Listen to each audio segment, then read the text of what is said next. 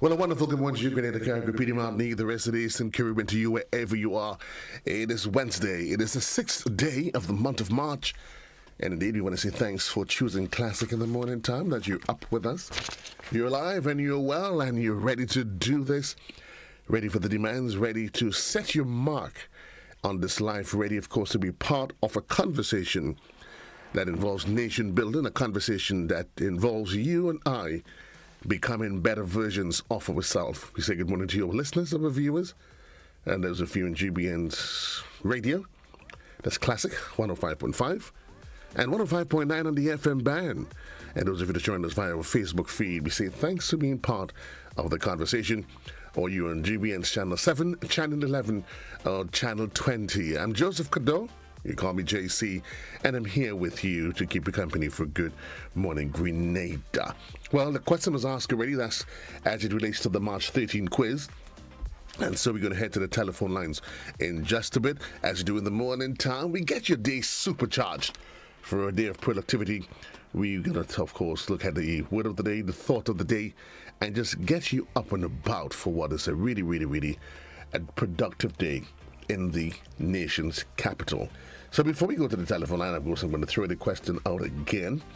Now, which sector of the economy did the National Commercial Bank, the Marketing and National Importing Board, and the National Insurance Scheme belong to? It's a multiple choice, and it's intended for the children, the younger ones. So the options are A, the cooperative sector, B, the public sector, C, the private sector, or D, the social welfare sector. You answer your question in the morning with your options.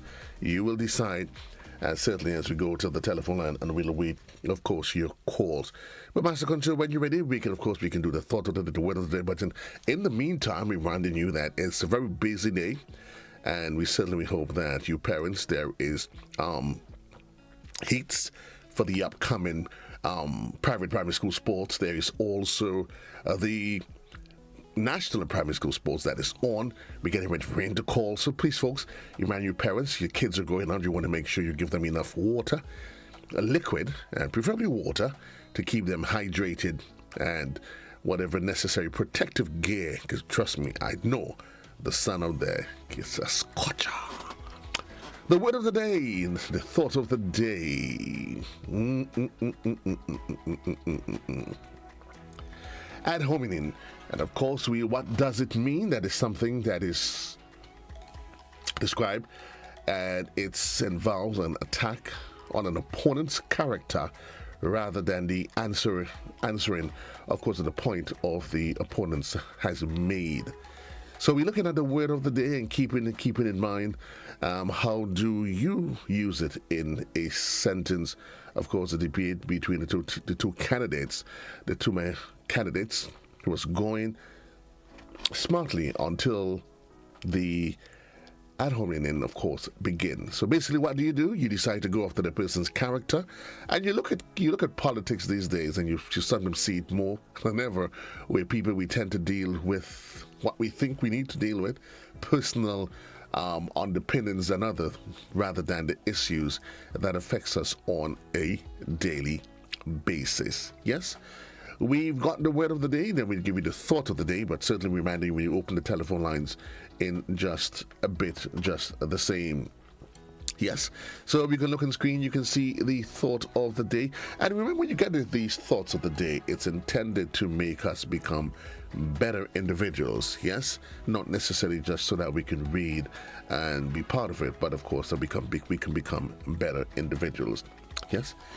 We still, of course, we are waiting the telephone line, reminding you that in about 15 minutes, from 15 to the hour, there is going to be the morning edition of news, that is, a production of our news and current affairs department. And when we do join, of course, we have our own news here live for you in studio. Those of you in television, you get a rebroadcast of last evening's newscast. Yes? But we're going to go to the telephone lines as soon as we get the lines all lit up. And again, we encourage you. The question we would prefer, if we have a child or the children, they would answer it. The question for today is, which sector of the economy did the National Commercial Bank, the Marketing and National Importing Board and the National Insurance Scheme belong to? Is it A, the cooperative sector, B, public sector, C, the private sector, or D, the social welfare sector? Give us a call. The number on screen 435-2041 for those of you that's on television, and those of you that is on radio, of course. Again, 435-2041. Keep in mind, of course, you want to say good morning to the team up there at NADMA, Roots, Roberts, and the rest of the gang. And keep in mind, of course, there is always a need. We don't know the issue as it comes to natural disasters and us being proactive. We want to focus this year a lot on tsunamis and those natural disasters. What do you do? And certainly, you would always want to have a plan, always want to have an escape route. That's the where do I go? If you live in flood-prone areas, you'd want to ensure that you find yourself at the highest point. Remember, after the rumble, there comes the shaking, and you'd want to consider the different options to drop, hold, and cover until safety comes. Yes? We're keeping our eyes on the clock. The phone was ringing, but for some reason, they may have changed their minds. It is 17 minutes, 17 minutes, that is, onto the hour. Reminding you just a bit, it's going to be the morning edition. I want to remind you, keep doing what you can do. I encourage folks every day to try to become the next best version of yourself. Whatever that is, find it. Because life is always about development, it's always about progress, it's always about advancing to the next level. And if you live your life and it doesn't allow you for growth, then what's the purpose of living? It's about allowing yourself to become renewed daily in how you think, what you believe, and even something in what you believe, you refine and recharge what you believe. And don't be afraid, I want to say to you, to be able to change your perspectives on life. That which you may have held on to 20 years ago, 10 years ago, that which you held on to yesterday, you conform to, you may not necessarily, you grow, you develop, and you recognize that, listen, you know what? It's time for change. Yes? Keep that in mind. Well, we're getting ready for the morning edition of news. For those of you that's on television, we get a rebroadcast of last evening's newscast. For those of you that's on television, on radio, that is on Classic 105.5, the morning edition of news. It comes up next.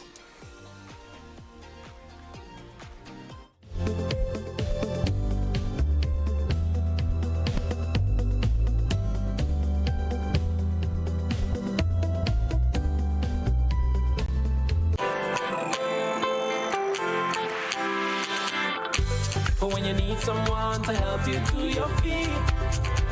I'll be that beacon to your highest peak. Oh, I'll be right next to you. No, I will never leave. Come on, take my hands. We got everything we need. 'Cause you can look to me whenever you're in need. Just call on me and I'll be on my way. I'll be by your side, never to divide. The light that shines our way. Wherever you run, we'll make your dreams come true. Next time, next time, next time, next to you. Nexa Credit Union, with you wherever your road leads. Thanks for joining us. Top story. The 3 Grenadian escapees recaptured in neighboring St. Vincent and the Grenadines and implicated as prime suspects in the murder of 2 missing U.S. citizens are back in the custody of local police. Here's the report.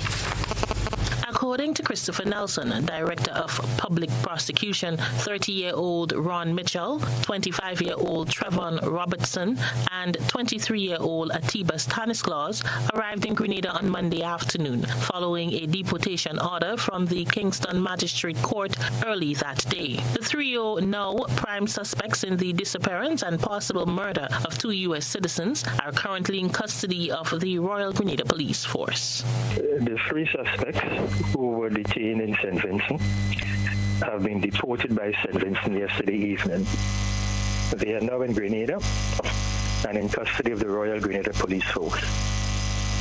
The Criminal Investigation Department is actively continuing the investigations into the escape of the 3 persons and the disappearance of the yacht and the American couple who were on board. Those investigations are proceeding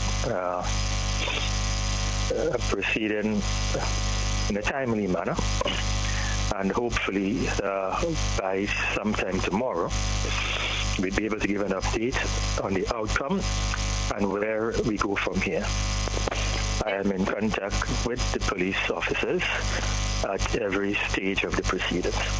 Nelson stated that evidence gathered by the St. Vincent and the Grenadines police force has been transferred to the RGPF. The catamaran owned by the missing couple remains on the neighboring island. No, some of the exhibits, I'm advised, came down along with the suspect. The yacht, based on my present information, is still in St. Vincent. At some stage it will be. Because St. Vincent have deported, so they have no criminal jurisdiction in relation to this matter at the moment. The guys are here, and certainly the criminal enterprise began in Grenada with this yacht, because the yacht was confirmed to have been in Grenada territory. The escapees are expected to appear in the St. George's Magistrate Court soon, said the DPP. You can expect them in court Thursday earliest. The investigation is fairly detailed and involved, and as you're aware, is cross-jurisdiction. We are gathering, collecting, receiving evidence, both locally and from St. Vincent. We have to process, review, examine that, and put things in order before we make any further move. Prior to their escape, the trio faced serious charges including robbery with violence, rape, and now possibly murder. Rena P. Thomas, GBN News. The story to report former Superintendent of Police Claudius Coutain has been exonerated after enduring over 8 years of legal battles. Rena P. Thomas tells us more. In a dramatic turn of events at the number 1 High Court, former Assistant Superintendent of Police Claudius Coutain breathed a sigh of relief as all charges against him were dropped on Tuesday morning. This marked the end of a difficult legal battle that spanned over 8 years, leaving Coutain vindicated but emotionally drained. Coutain had been embroiled in a legal dilemma since August 2015 when he was arrested and charged in connection with an alleged driver's license racket involving businessman Matthew Harris, also known as Captain Harris. The charges leveled against Coutain included 5 counts of deceit of a public officer and 1 count of conspiracy to deceive the public office. Speaking to GBN after the court's decision, Coutain expressed a mix of emotions. Today was the case, and the matter, all the charges has gone away. They threw it out because they realized that this is not true. And I mean, I can't give somebody a license, so I can't sell license. But I can give somebody an upgrade because it is in the law. So they accused me wrongfully and arrested me for selling license. Afterwards, I see someone's coming to me stating that I was assigned false document. How could I sign false document and I the officer in charge of traffic? I have to sign the document. Who will sign it? If I give somebody an upgrade. So, and this is where the problem was. I feel good, but I feel tear up because you tarnish my reputation. Throughout the ordeal, Coutain steadfastly maintained his innocence, strongly denying any wrongdoing. Despite being granted bail set at 20,000 EC dollars, his life took a tumultuous turn. He re-encountered the toll of the accusations, both personally and professionally, stating that he was unable to secure employment and faced humiliation on numerous occasions. Could you imagine the 2015, I stand up in Grenville at Juve morning, and a vagrant come up to me and tell me what a license to buy. Could you imagine that? All over the place, all over the Facebook, name it, news, radio station, calling program, everybody is on Mr. Kutene in the 8 years and 8 months. Always I try to get a work. The first thing they come up with is that, oh, you've been charged for selling license, so you had to wait still and whatnot and so on. Addressing the media, Kutene implored high-ranking officers of the Royal Grenada Police Force to ensure thorough investigations before making accusations against officers. He emphasized the need for accountability within the law enforcement community, urging the RGPF to issue a formal apology for the distress caused to him and his family.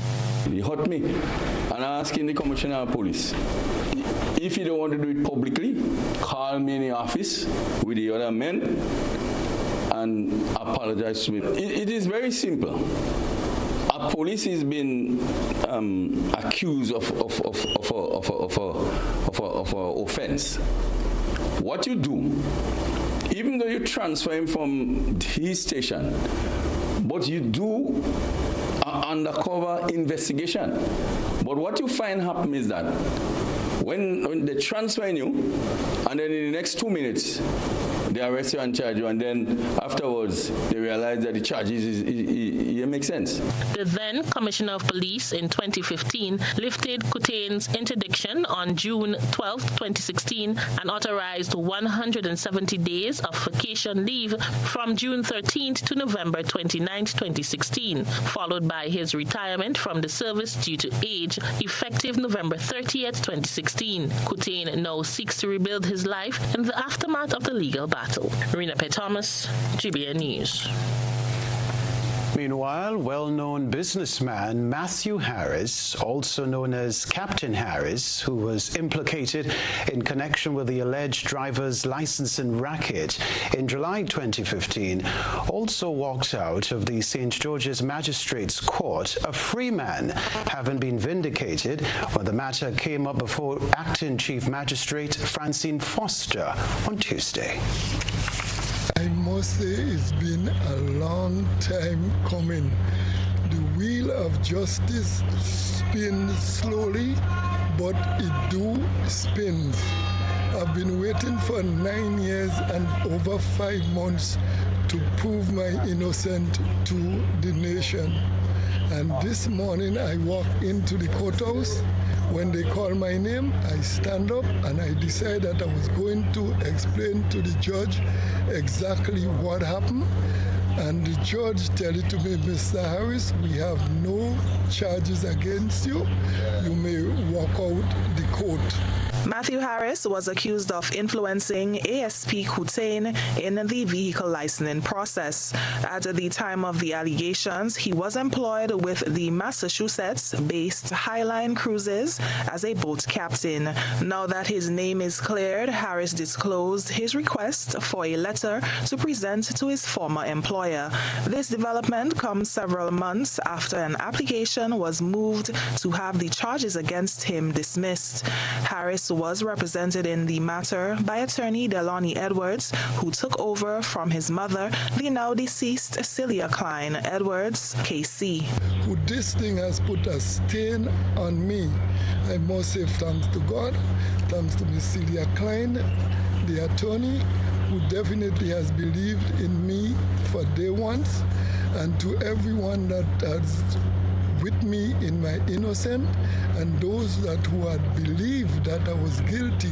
But I just want the nation to know that I'm innocent from day one. The matter was prosecuted by Crown Counsel Howard Pinnock from the Office of the Director of Public Prosecution. A detailed explanation was not given for the decision to nolli proseque the case almost 9 years after the charges were laid.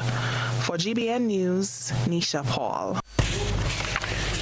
other news, a former assistant superintendent of police who found himself on the wrong side of the law is expected to appear in the #1 High Court on Friday, March 8.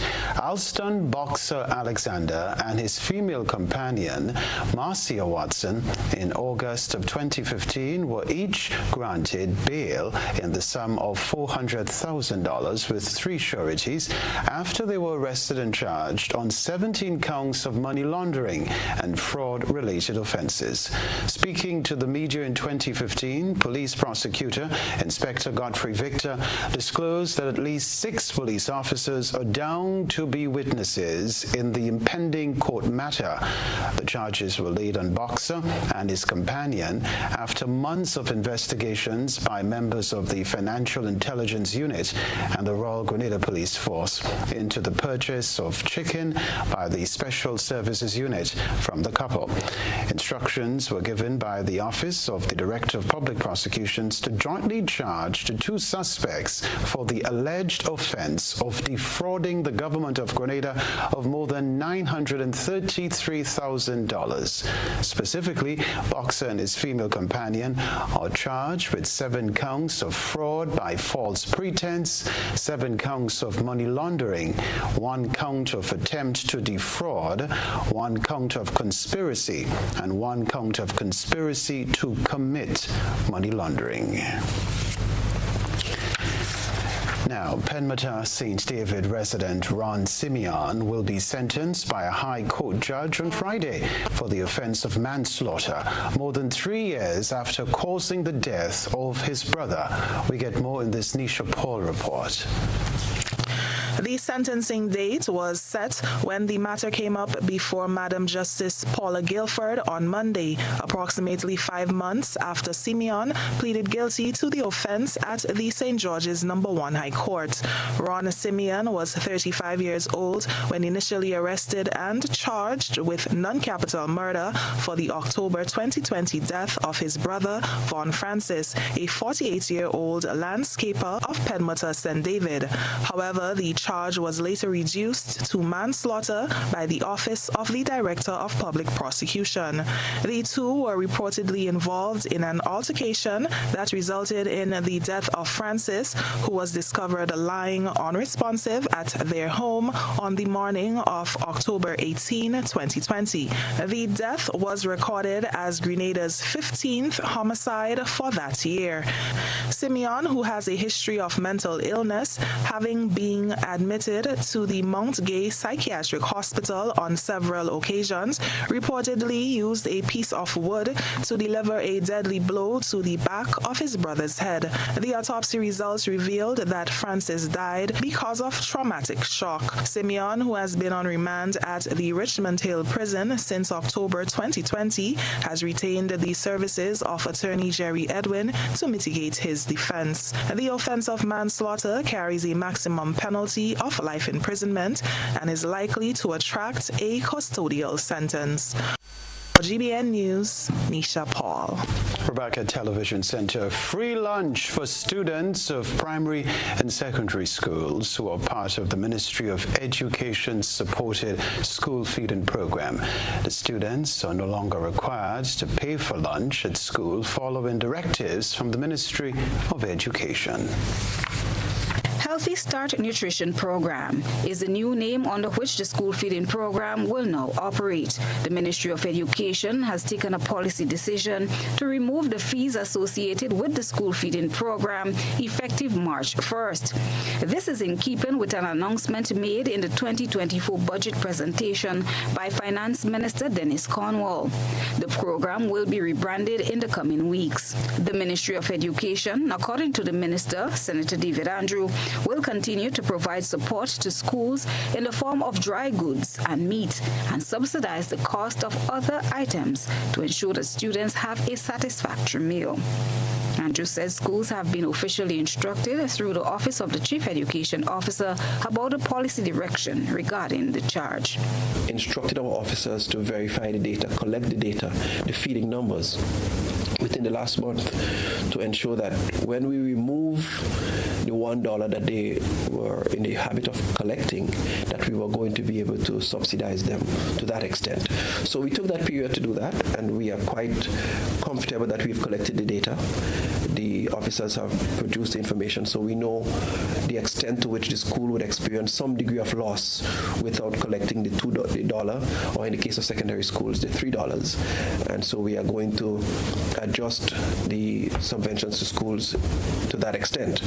Not only have we done that, but we've gone ahead with the Accountant General to establish accounts, school feeding accounts for those schools. So all of this. Pearson Stroud, who is the Director of School Support Services in the Ministry of Education, said schools are expected to comply with the directives given by the ministry following their meeting with the Principals Association.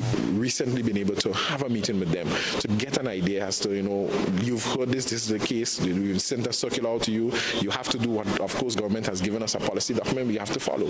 And, but yet still now, how does it make sense? How is it going to really work for you? Tell us. And so we've gotten back from them some very, very, very pertinent. We thank the principals for giving us, something that we have to really make sure that we do properly, so that we could do this in the best way as possible. The other aspect, I think, that in terms of, I wouldn't say in terms of a challenge per se, is that we have to make sure that government is going to then be putting monies back into schools to make sure that the schools could do the same petty cash and getting those other things that we would not necessarily provide for them. The Education Minister said they will be collaborating with local farmers and fishers to ensure the food consumed by students will be the best quality. Not just feeding, it's about nutrition. And we have high incidences of childhood obesity in our schools. So we want to have a holistic program, and some of the key tenets of that rebranding will be including various elements of physical activity and other special areas of focus and awareness. So there might be a stronger focus on water days, fruit days, activity days within the school that will be sent as official notifications from the Office of the Chief Education Officer. Christina John, GBN News. Prime Minister and Minister for National Security Deacon Mitchell has expressed deep concern about the disturbing trend of violence and derogatory content prevalent in some genres of music. Beverly Telesford reports. The Prime Minister's alarm underscores the potential societal impacts of such genres, particularly in fueling violence and promoting negative behaviors. And we have to accept that I don't know that I could call it emerging, there has emerged a trend in our entertainment sector over the last, perhaps more recently in the context of the Caribbean and the Southern Caribbean, in the case of Trinidad, in the case of Jamaica, dancehall music, in the case of Black America, rap, hip-hop, that glorifies violence, that glorifies criminality. Particularly highlighting his country's version of dancehall music known as Trinidad music, Trinidad and Tobago's Prime Minister Dr. Keith Rowley said during the 46th regular meeting of the Conference of the Heads of Government of CARICOM, they realized there's difficulty in containing the reach of violent content due to the influence of social media. We discussed it at length, but we make a distinction between condemning it and banning it, because we believe that to talk about bans, to ban something, is simply to make it more attractive to those who would want to use it. In the technological world, you can't ban something like that because you might say you don't want it on TTT, you don't want it in a public space, but social media will make sure it's available to all who want it. And that's one of the difficulties that the current world faces. There was a time if you say don't print it in the newspaper, that's the end of that. Guyanese President Dr. Mohamed Ofan Ali also called on fellow leaders to prevent violent music from taking root in their respective countries. Prime Minister Deacon Mitchell said the aim is not to silence the creatives. However, societal values have to be upheld, especially since the music is influencing on the younger generation. And we are not here to say that you don't have the right to of cultural expression, artistic expression, or poetic license. But all societies have to, again, determine what are our values. We have to ascertain if promoting violence, glorifying criminality, is to be normalized, is to become mainstream. Heads are clear. It is not. And so we are unreserved in our condemnation. Just last month, Grenadians were outraged over a show scheduled for the eve of the country's 50th anniversary of independence, featuring controversial Trinidadian Trinidad artist Kashif Cayman 6 Alexander. Their concerns were due to Cayman 6 being linked to the ongoing bloody warfare between two rival gangs in the Twin Island Republic, which left several persons dead during 2 attempts on his life. He was subsequently removed from the cast of the show. Shortly after, he was banned from entering St. Kitts and Nevis, where he was due to perform, after he was flagged as a security risk. He was further barred from entering Guyana to perform for a show less than 2 weeks ago. Reporting for GBN News, Beverly Telesford. Just 2 days shy of 1 year since the tragic death of Asha McIntyre. The 30-year-old was killed in a vehicular accident along the Maurice Bishop Highway on the morning of March 6, 2023, while on his early morning exercise routine. Christina John has details on what is being planned to mark the anniversary of his passing. 1 year later, still no justice. As family members and friends of Asha McIntyre prepares to remember their loved one who was killed by a motor vehicle along the Maurice Bishop Highway, father of the victim and founder of the Asha McIntyre Road Safety Foundation, Sylvan McIntyre, said to date the first hearing of the case is yet to take place. McIntyre, who is also a former superintendent of police, said what is disheartening is the fact that the accused was allowed to leave the country. He believes the process of justice must be shown or appear to have been delivered. It's 1 year past, almost, and the matter has not had the first hearing.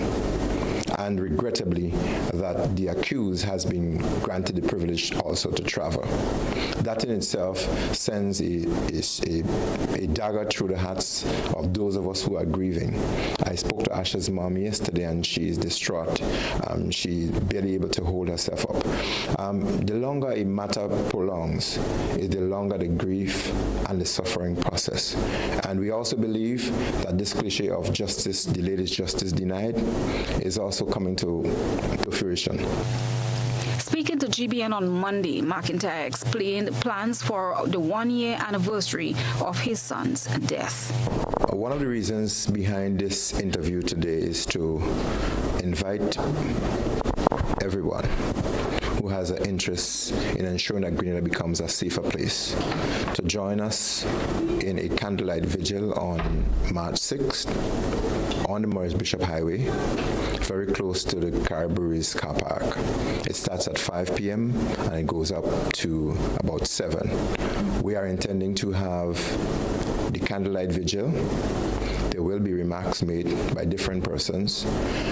There will be subsequently a procession or a march, and there will be also a motorcade that will take persons down to the True Blue roundabout, turn around and come back up to the Sugar Mill roundabout, and possibly go back to the car park where all of this would end.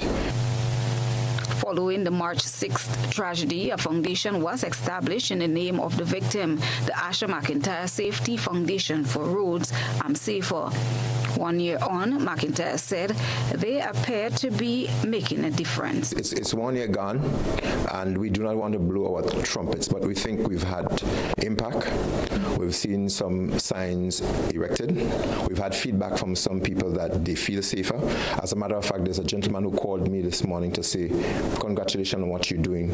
I think I feel represented. I feel safer because of what you're doing. The statistics could be encouraging this year. We will release that hopefully on the 6th with permission from the traffic department. We believe that because of our campaign and our advocacy, that there's a decrease in road accident, particularly in that area. McIntyre explained what they would like to see going forward to ensure that citizens are safer on the nation's roads. We need to see stiffer penalties. We need to see people who are believed to be under psychotropic substances or under the influence of alcohol or otherwise, that breathalyzers and processes in traffic happen. We'd want to see more police officers be vigilant on our streets. We'd want to see traffic signs that are very prominent. We want to see sidewalks and guardrails erected.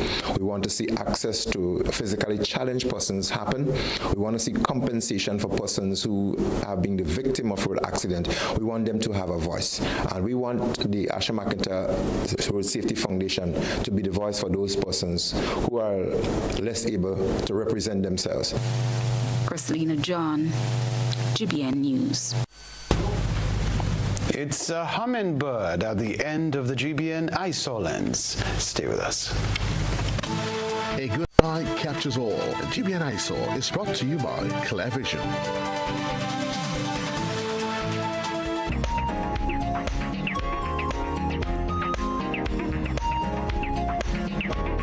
Our citizen journalists observed this hummingbird's habit in their backyard and thought it made for the perfect GBN ISO.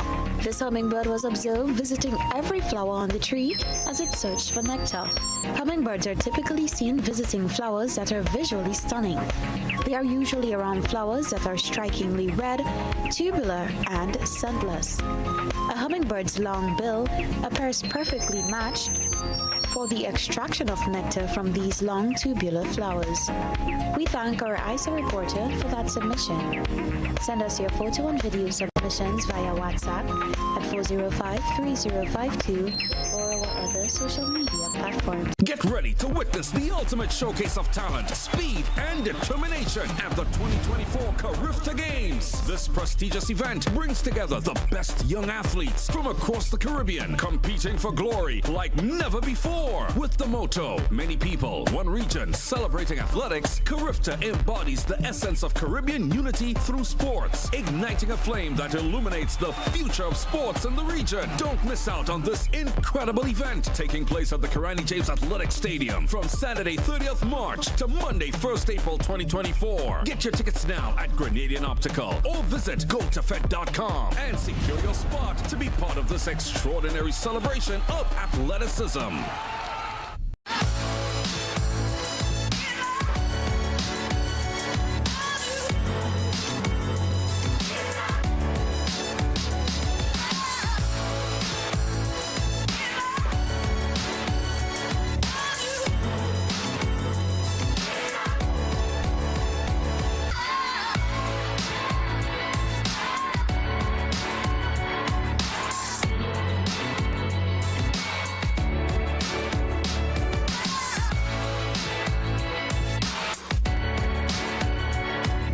Planning and Development Authority of Grenada, PDA, is enforcing regulations to curb illegal, disorderly, and unauthorized development in several locations throughout the state of Grenada. The authority is concerned that structures mainly associated with vending are negatively impacting the environment, has undesirable public health and sanitation consequences, present obstructions to vehicle and pedestrian traffic, can become projectiles during adverse weather conditions, and generally affect the aesthetics of the nation. The PDA will work along with stakeholder ministries and institutions to effect the demolition, removal, and disposal of structures which fall in the category of illegal and disorderly development, commencing January 2024. In this regard, persons who vend in or occupy such illegal structures are advised to secure their personal belongings and have the structures removed ahead of the planned PDA demolition operations. These actions of the PDA have become necessary to safeguard and protect public health and the environment, ensure the safety and well-being of all citizens and visitors, discourage any future disorderly construction, and encourage compliance to regulations pertaining to physical development in the state of Grenada. This is a message from the Planning and Development Authority of Grenada. I'm a VIP. I'm a VIP. I am a VIP. I am vaccinated. I am immunized. I am protected. I our children and nation depend on vaccination for immunization. Childhood vaccination is a national priority. It is their protection from disease and sicknesses. Let's all be VIPs and safeguard our beautiful Grenada. I am DJ Blackstorm and I am a VIP health champion. Be a VIP like me. Let's all be VIP champions. A message from the Ministry of Health, Wellness and Religious Affairs. Be a VIP Childhood Vaccination and Immunization Campaign in collaboration with UNICEF and the Pan American Health Organization.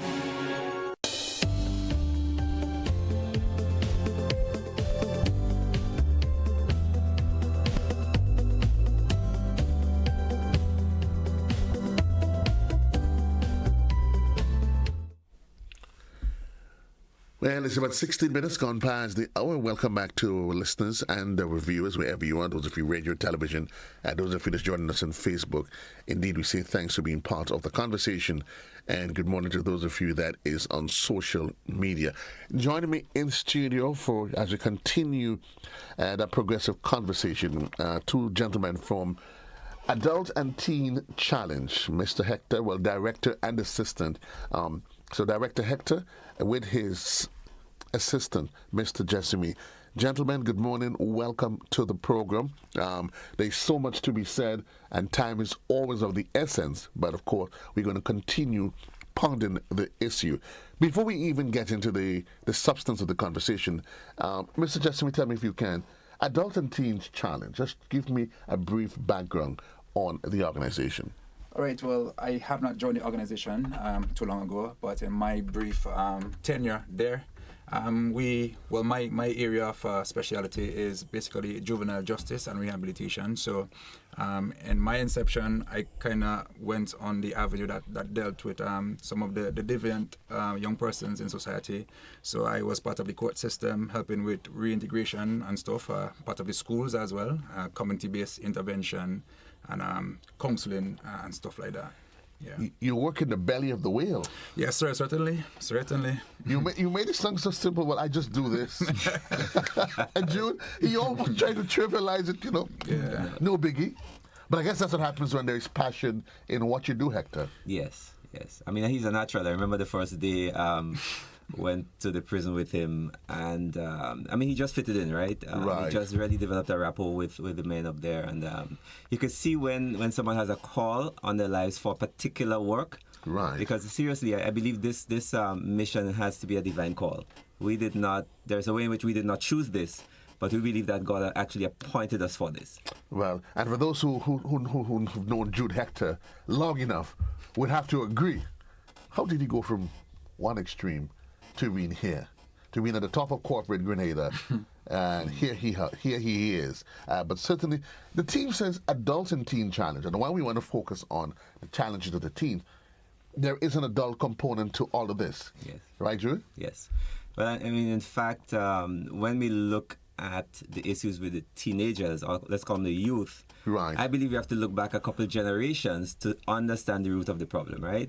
My mind goes back to a text in the book of Judges where the Bible says, after the death of Joshua and some of those elders, there came up a generation who did not know the Lord and did not know the things that he did.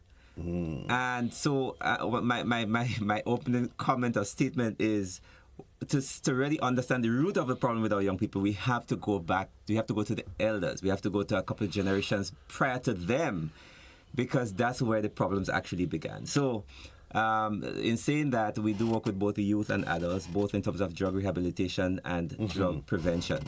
And our mission really is to bring hope, bring relief. And I know in the opening comments you asked, should we even be talking, is there hope? There is hope, Grenada. And we are here because, in fact, our motto is putting hope within reach. Putting hope within reach.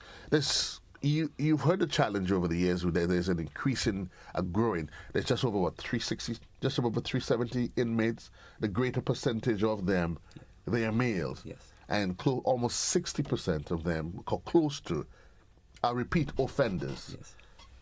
Is that how much of a concern is that for you, Mr. Jessamy? Definitely, it speaks very gravely to me, and that we are not really getting to the root of the issue, is that we may be putting tapes on wounds that need surgery. And so this is something that is very concerning, to be quite honest. On a grave level for me, it's very, very concerning. You work with these young men, you get to interact with them. What do you find out? What's some of the things that leaps out at you, the challenges that they face? Quite frankly, these young men are hurt young men. And a lot of the ways that they express their hurt is manifested in the crimes that they commit. And to be quite honest, our nation is blessed with a lot of good, very well put together young men with a lot of potential, young men that has so much stored up in them. But the harsh reality is sometimes they would find themselves in situations and circumstances that they didn't really, by virtue of their goodness, really want to be there. But situations, circumstances, the environment from which they were socialized and everything like that contributed to them maybe falling victim to some of the crimes that they commit, you know? Yeah. He says they hurt Jude. Yeah. I thought young men were not supposed to have any of this. We grew up being thinking that we are hardcore, we're men of steel, we are the Terminators, we are the Rambos, and we feel no pain. Yeah. They hurt? Yes, Does that actually exist? Yes, sir.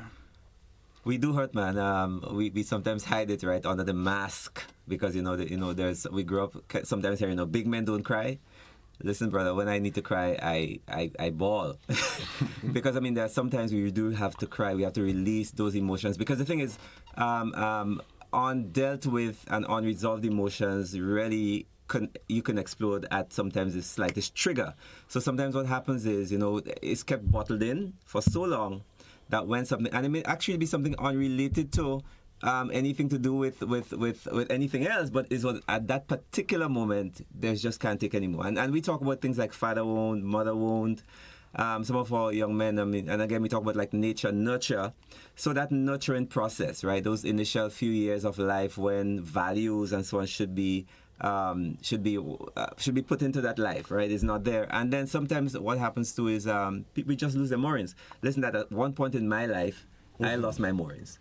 Right, I deviated from the path that my mom grew me up in. I grew up in a very solid Christian family foundation, and in my later years, with it, we call it peer pressure, the desire to conform, and all of that. I went down a path of drinking and doing stuff, which was not consistent with that person that I knew that I was. Right. So I'm saying a lot of our young people we look for identity. Right, we look for purpose. We look for meaning in life. And sometimes where we find that meaning is in the wrong place. And so I think our role as society is to help our young people to find meaning.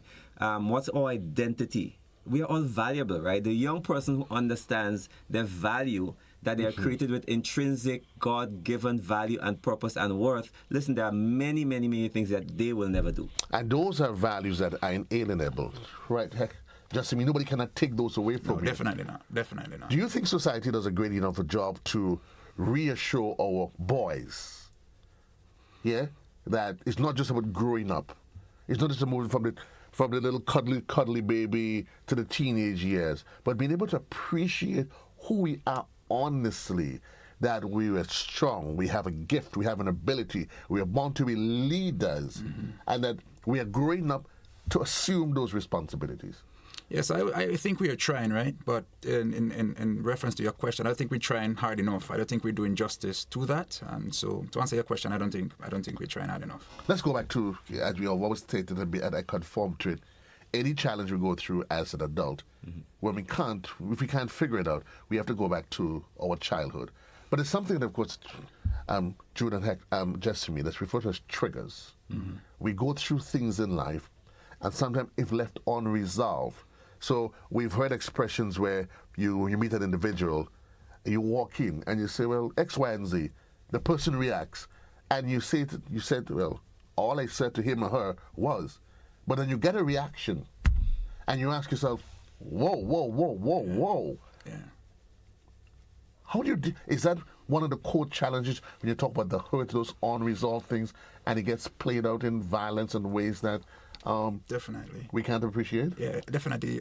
In visiting the juvenile center on a couple of occasions, after visiting there over a period of time, when I single out some of the young men that seemingly are kind of unapproachable, you ask them the first question, is your father figure playing a role in your life. And 90% of the times, that's right where the issue lies. The guys at that point in time, some of them will get defensive, but some of them, that's where they break. That's where they become soft, and they sometimes they cry, and they bring the hurt on the table, and then we deal with it from there. So the anger is just like a spillover of the hurt that this young man is feeling because of the absence of his father in his life. And may I just say one time that this is one of the most significant triggers in our society for young men now, the absence of the father figure in their lives. I can tell you from my experience, which is not so much, but definitely when you go around, you could do a poll, you could do a survey, this is definitely one of the main contributors to some of the deviant behavior some of our young men are displaying in our society. But share your experience first, because I for one, I keep saying that, and I've said that the absence of the father in the home,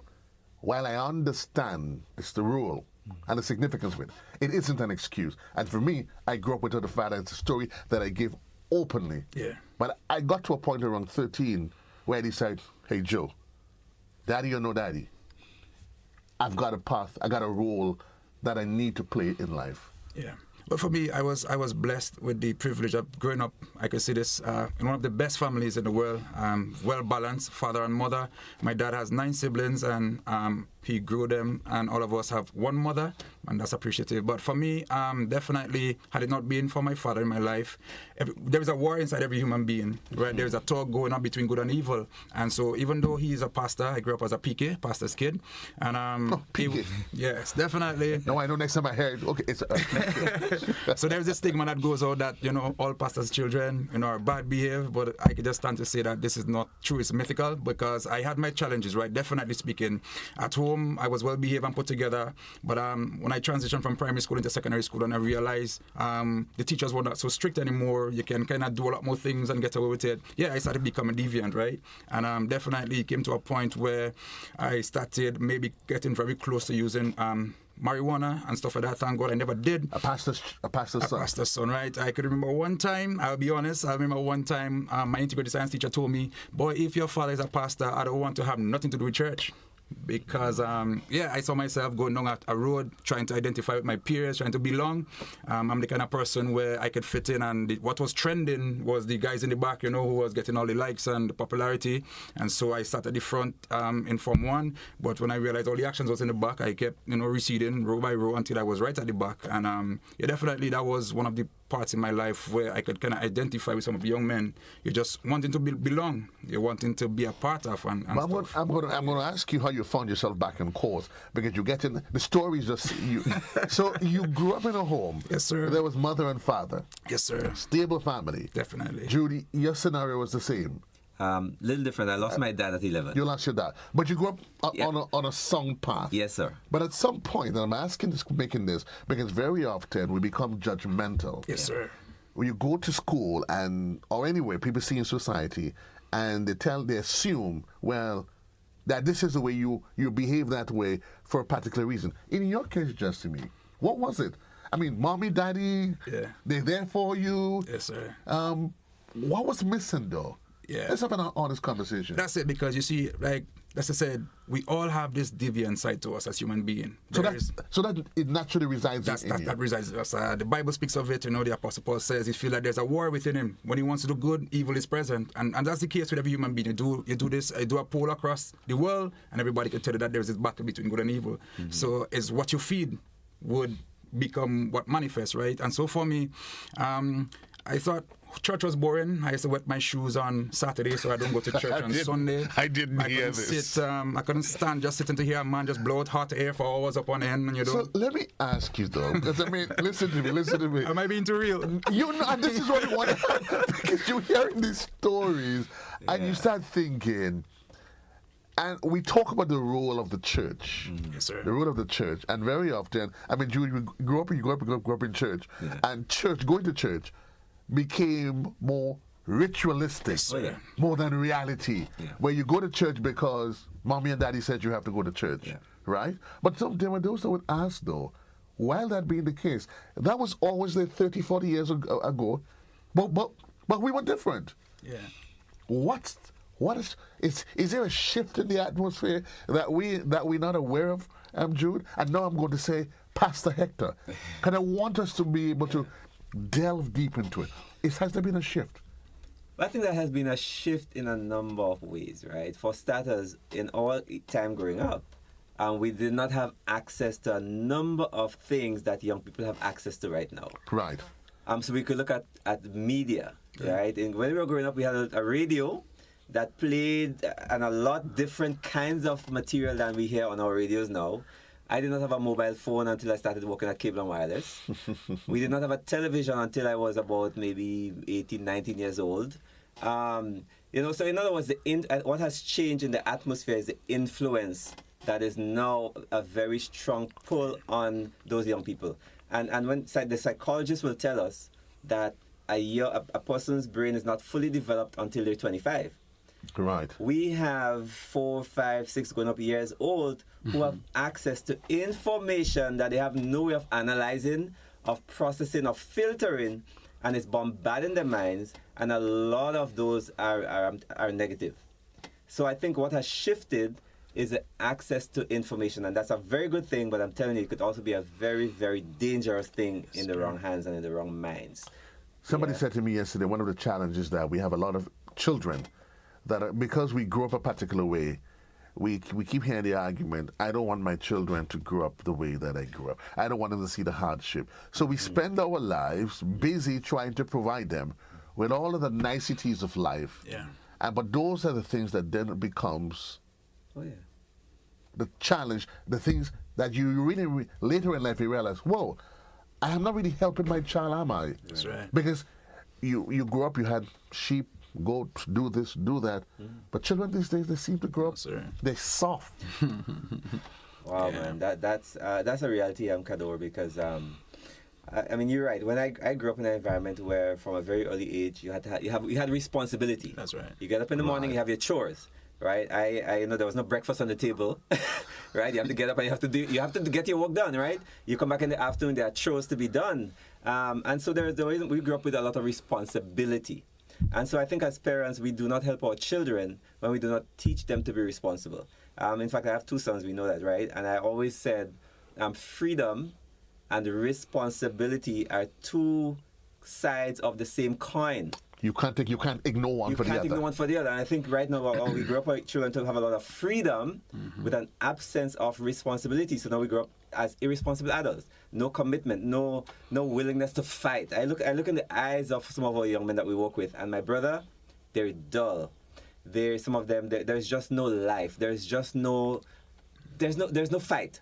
And like you said, God made the human species, the male species, to be leaders, to have dominion. He said, listen, guys, have dominion, not over the woman, but over the creation, right? We were made to be the warriors, not in a physical way, but to represent our Creator by being good stewards over the world that He gave us. But what has happened now, we have allowed ourselves to be enslaved by habits, by substances, by all kinds of other things, and we've replaced His presence with now the presence of those things, and that is destroying the male species. Do you buy into the argument that center to this challenge is the feminist movement?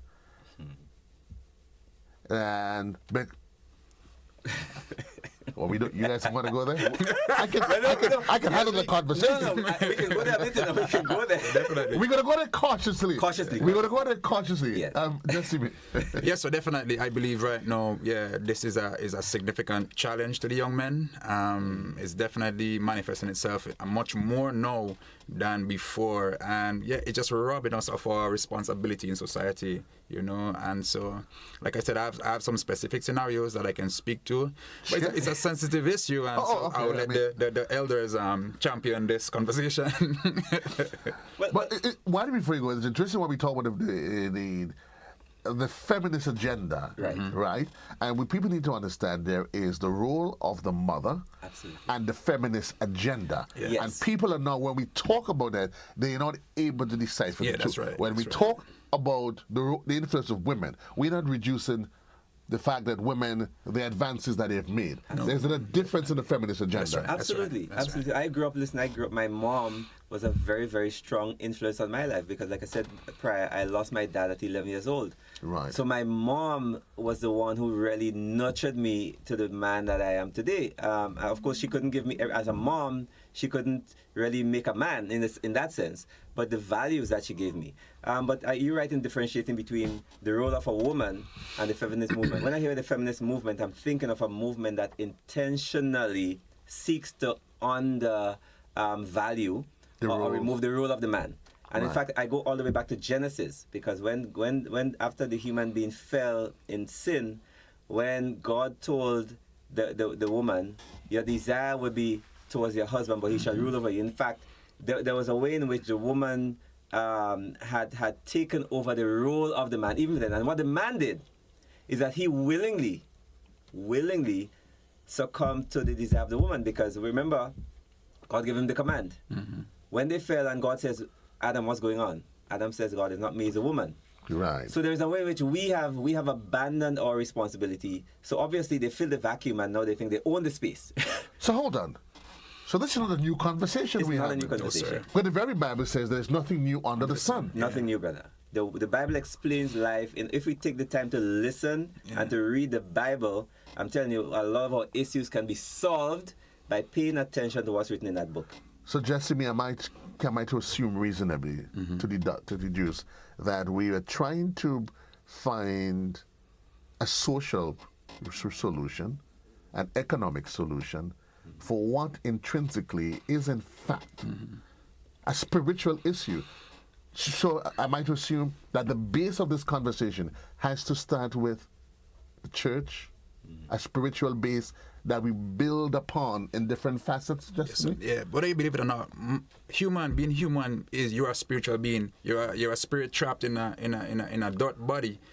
Just quoting from Miles Monroe, and that's the harsh reality of it. You're a spiritual being, and so if the spirit man is out of order, definitely the entire man will be out of order. And we are three-dimensional. We are body, soul, and spirit. And so I believe for me, the game changer for me was that spiritual foundation. My relationship with the Lord Jesus Christ definitely contributed significantly, 99.99% of where I am today. Like I said, had it not been for my relationship with him during those deviant periods of my school life, I could have definitely seen myself becoming what some of my friends were. And we're not, Hector, talking about church. Oh, no, sir. Because I know all of a sudden people start getting into religion. That's right. If you want to go there, three of us can take you there, but you're going to lose.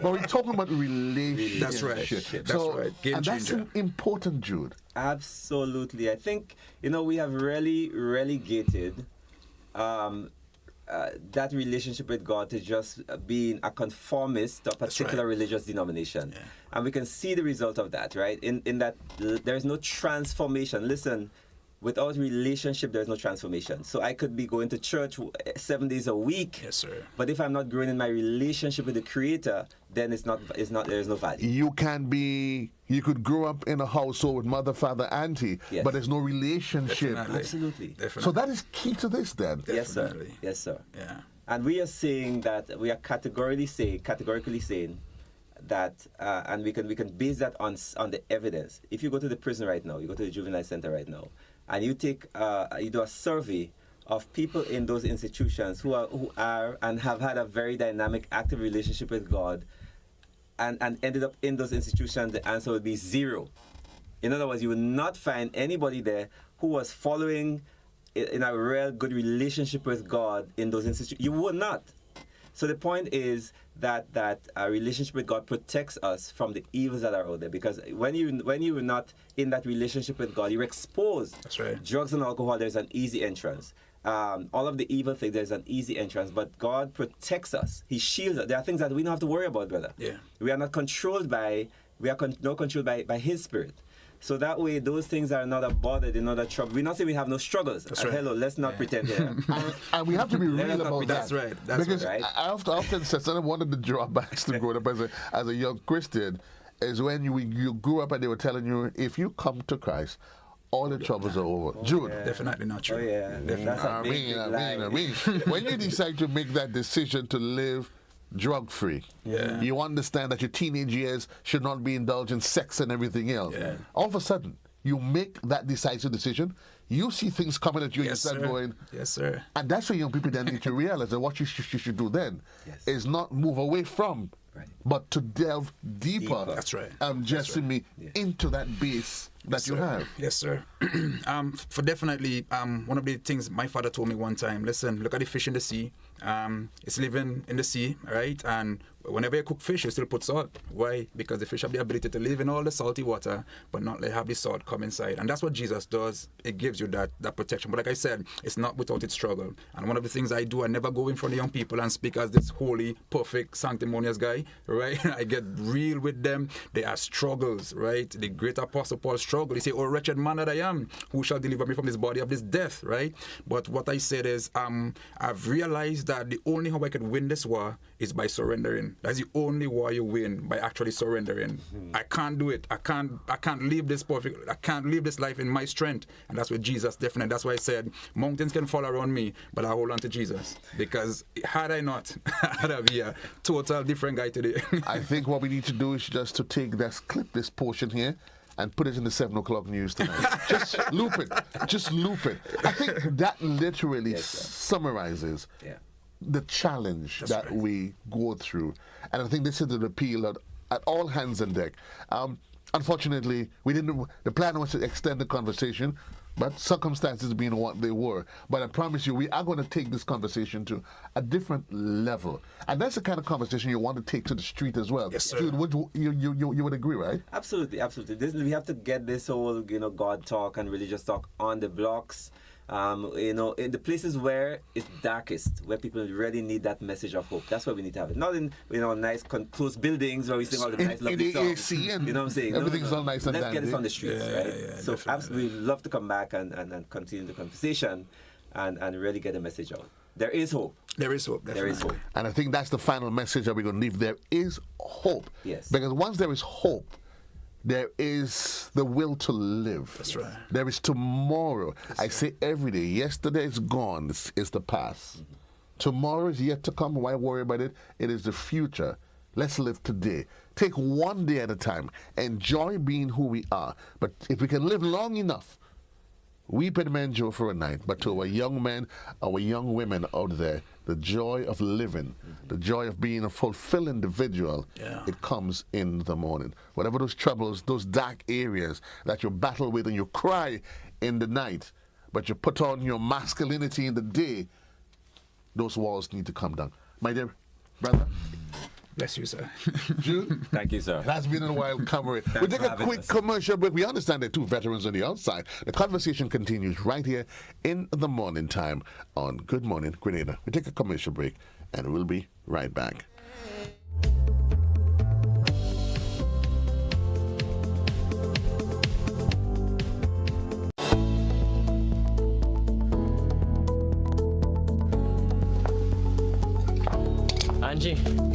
Angie, don't you know that you should not fly kites near electrical poles and wires? You should only fly it in open areas. If the kite gets stuck, it can cause power outages throughout the village. Then I'll just pull it down, Johnny. Simple. No. You shouldn't do that. You can get shocked. You should call Grenlec at 237 and they will come and help. Grenlec, energizing our Grenada. Served Grenada for decades, we are the #1 and largest electrical supplier. Hi, welcome to Sunny Electrical. How may I help? We offer electrical wire and accessories, tools, and appliances for all residential, commercial, and industrial applications, which is what we are known for. And we expanded our products with new innovative ways to modernize your home. New homeowners will be captivated in our lighting showrooms. Some more pendant lights here. These are very multifunctional because they can work for kitchens, living rooms, bedrooms. We have a wide selection of lighting, ranging from indoor to outdoor and solar. We are also available for site visit services to assist you with selecting the perfect light for your forever home. We are located at Dusty Highway in Grenada and St. George. Sudden Electrical. Best value, expert advice, quality products. We hope to see you soon.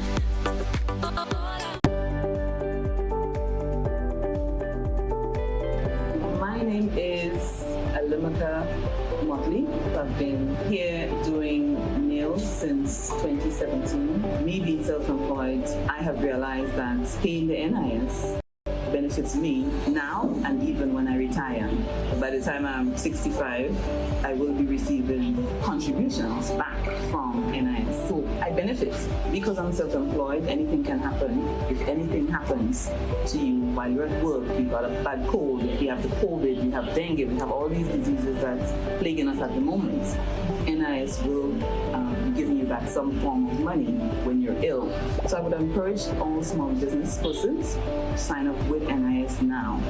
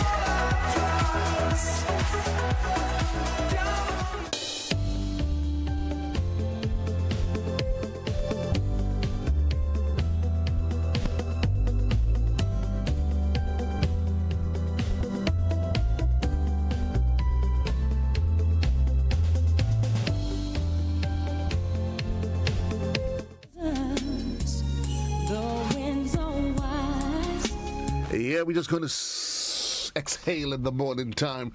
12 minutes actually onto the hour in the morning time. And allow us to invite in industry leaders, two gentlemen from the ex-PRA and Patriots Welfare Association. Last names, any relation? Last names, both Philip, anyone?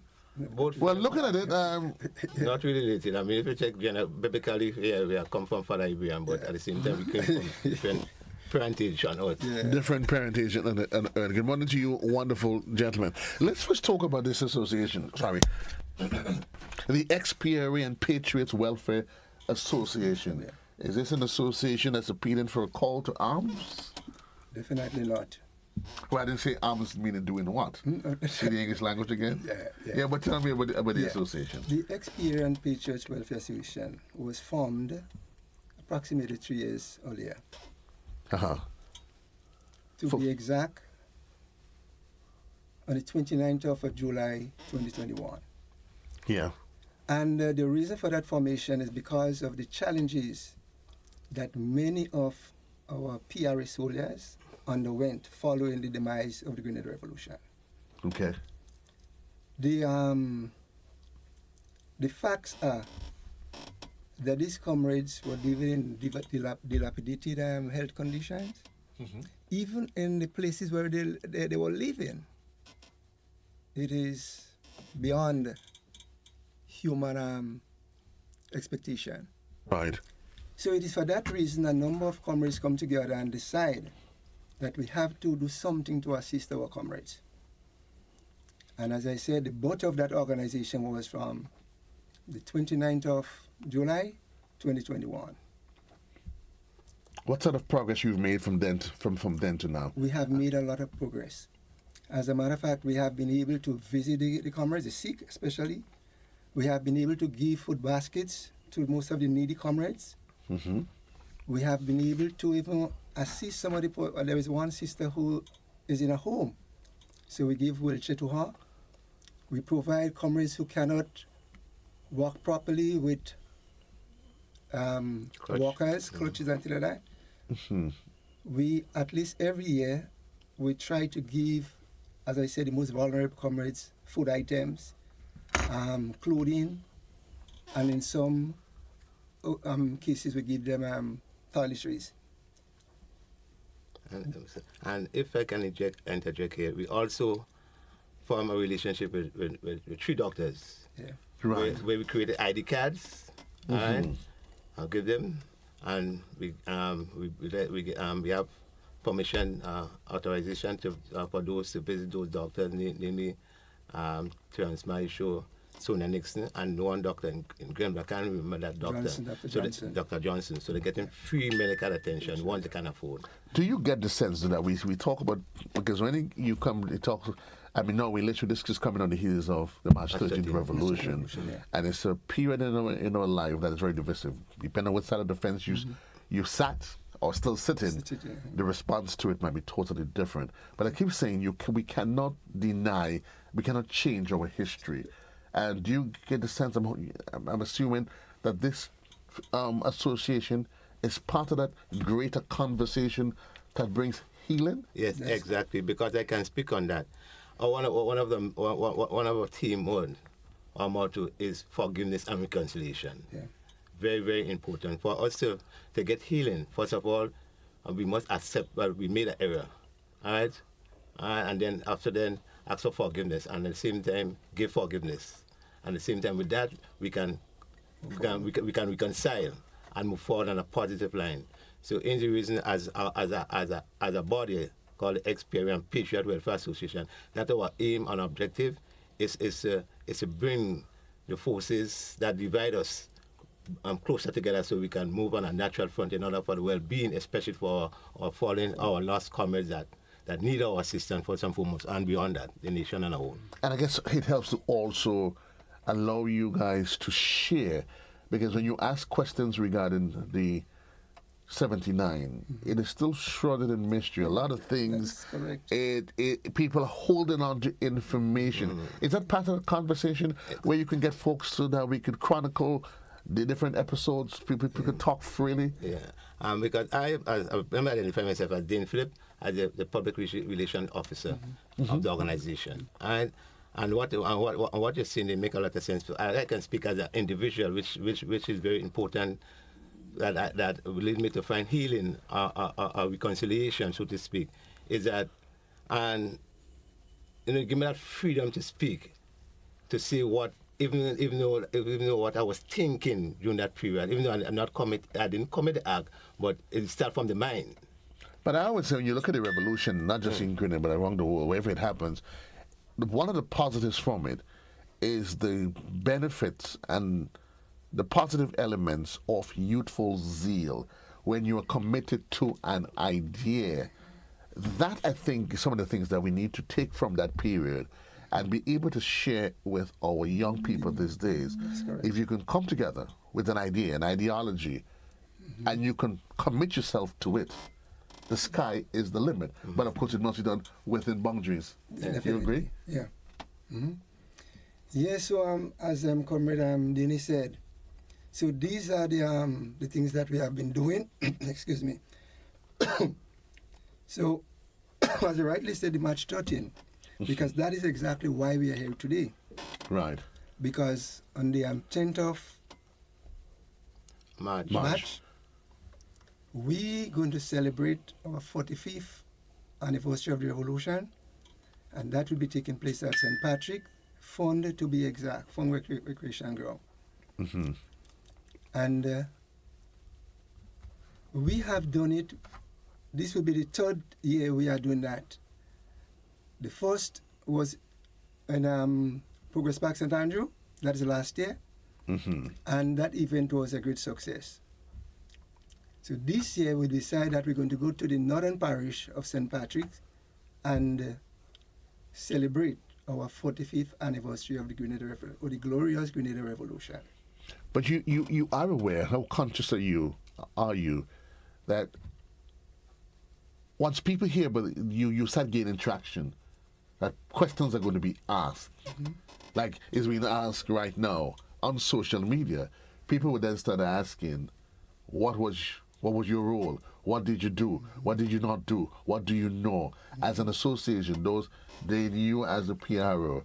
I mean, is that something that you openly invest yourself, that you know what, this is going to come, and you're willing to deal with it as part of that forgiveness, healing, moving on crusade? You see, that is factual. I mean, in order for it to sit together, you have to speak within yourself and exactly what you was thinking, starting from what you did. Right, what transpired. I mean, we all come from different areas within that period, so we have different experiences. Right? But as an individual, that is where I get healing, so I can speak freely. And most of all, I must mention that. I mean, after the demise of the Grenada Revolution, thank God for me that I had a family support. My parents, my aunts, you know, and so on and so forth, my uncles. But most and foremost, what was very critical for me in order to get that healing so I can speak freely is when the Holy Spirit spoke to me and I accepted Jesus Christ as my personal Lord and Savior. So I was able to at least speak freely, to say what my mind said at that time. So with me, it's comfortable to expose myself to those kind of questions and give a truthful answer. I'm not fearing the backlash. And because people need to know the truth. And because if the truth is not told, they will always find, but as in telling the truth doesn't necessarily mean you believe as a listener. So that's another dilemma there. But I just want to speak on that event on the 10th. I'll look a bit more. Permit me.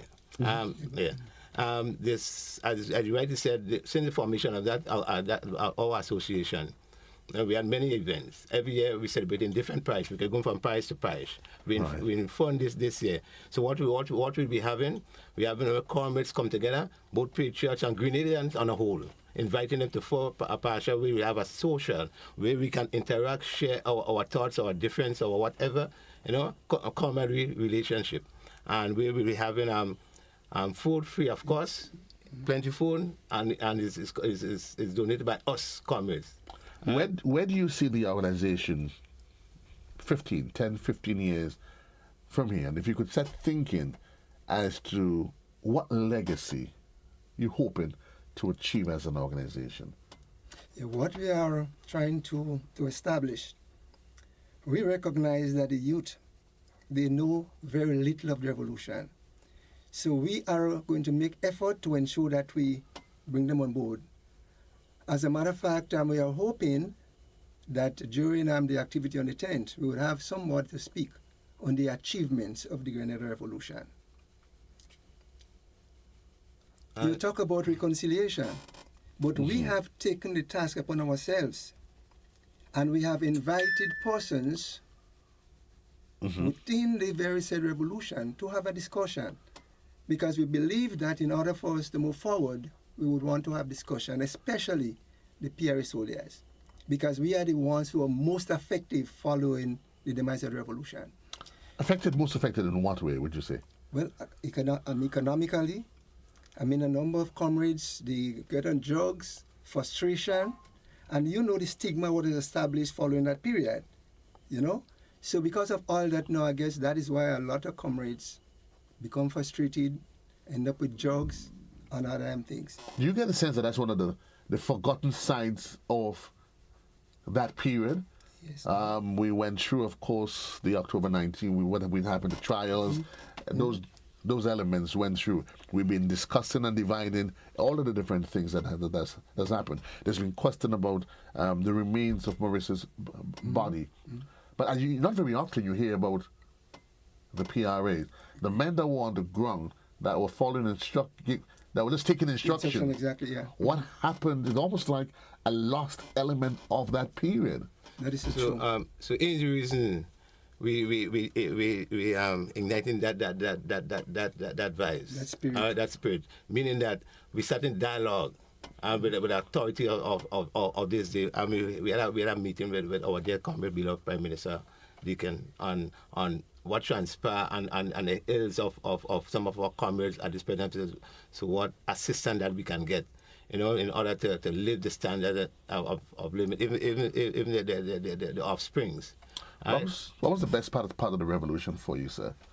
If you could condense it in 2 minutes. The different programs that was established by the Grenada Revolution, the education, the fact that the revolution took the initiative to ensure that they empower the young people, most of whom are doctors, different professionals. We talk about the international marketing board. We talk about the international airport. The NIS, the National Commercial Bank. Commercial Bank, everything. So the airport. The Council is in Morris Bishop International Airport. So all these are positive attributes of the revolution. And the fact that the young people doesn't aware of that. So these are the things we want to enlighten them about. Because as I said, there are persons who we would have expected to take the mantle and to spread the news around. But for whatever reason, it has not happened. Do you get the sense that we focus, when we talk about the revolution, we focus on, I guess then again, the challenge is that because those who argue, because the revolution was birthed out of violence, that it ended the way it did. But very often people tend to focus more on the demise of the revolution and less on the achievements from that period.